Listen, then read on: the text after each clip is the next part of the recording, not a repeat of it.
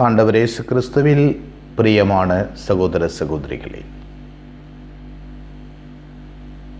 எருசலேம் சென்ற ஆண்டவர் கோவிலுக்கு செல்கிறார்.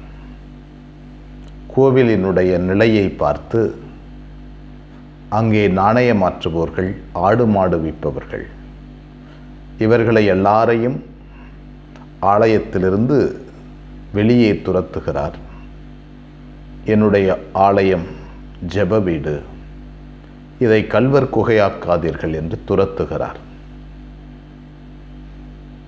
லூக்கா நற்செய்தியாளர் தொடர்ந்து சொல்லுகிறார், அவர் நாள்தோறும் ஆலயத்தில் கற்பிப்பதிலும் மக்களை வழிநடத்துவதிலும் அவர் நிலைத்து நின்றார். பரிசேயர்கள், சதுசேயர்கள், சட்ட வல்லுநர்கள் இவரை எப்படி ஒழித்து விடலாம் என்று திட்டம் தீட்டிக் கொண்டிருந்தார்கள். இயேசு கிறிஸ்துவினுடைய இந்த செயல் வழியாய் புதிய வழிபாட்டு முறைமையை, கடவுளை வழிபடுகின்ற முறை இனி முதற்கொண்டு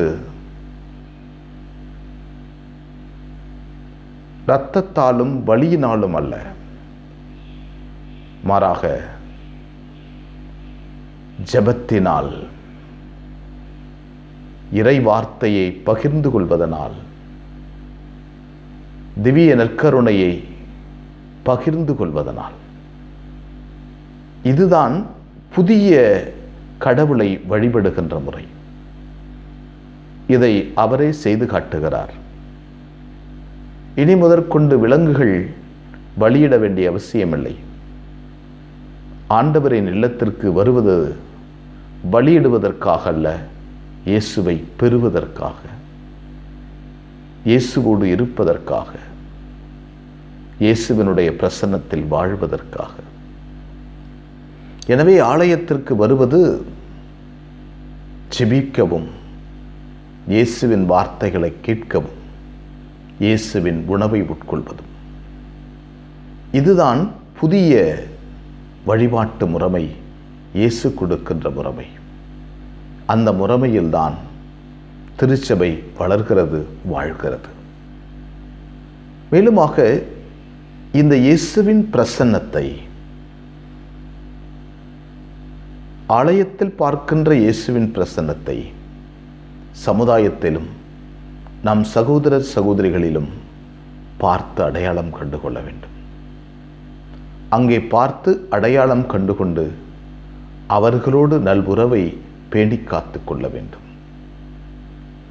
எனவே ஆலயத்தினுடைய புதிய முறைமை வழிபாடுகள், இவற்றை நாம் அழகாக செய்ய வேண்டும்.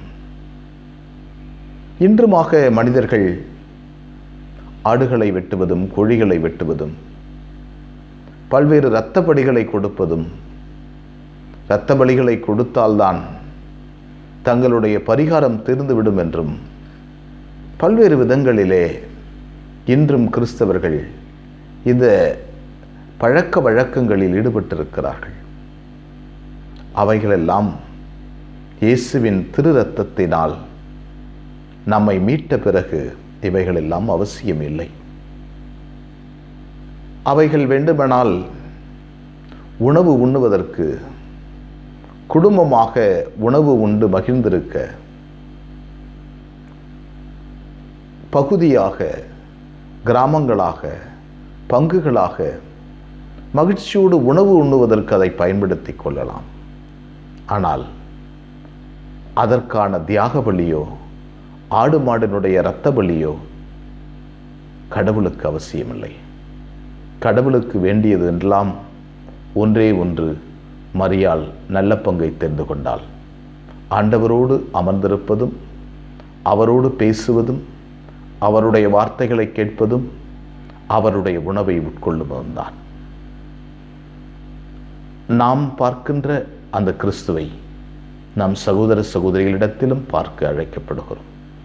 எனவே ஆண்டவருடைய பிரசன்னத்தில் கூடியிருக்கின்ற நம்மையே நாம் ஆன்ம சோதனையிட்டு, நம்முடைய வழிபாடுகள் அர்த்தமுள்ளதாக இருக்கிறதா? நாம் ஆலயத்திற்கு செல்வது இயேசுவை பார்க்கவும், இயேசுவோடு பேசவும் செல்கிறோமா என்று சிந்திப்போம். எங்களை வழிநடத்துகின்ற ஆண்டவரை உம்மை போற்றுகிறோம். அற்புதமான நாளுக்காக நன்றி சொல்கிறோம். நீர் எங்களுக்கு தந்த வல்லமைக்கு நன்றி, ஆற்றலுக்கு நன்றி, ஆசீர்வாதங்களுக்கு நன்றி, தோழமைக்கு நன்றி. ஆண்டவரே, ஆண்டவரே, நீர் எங்களோடு தங்கியிருக்கிறீர்.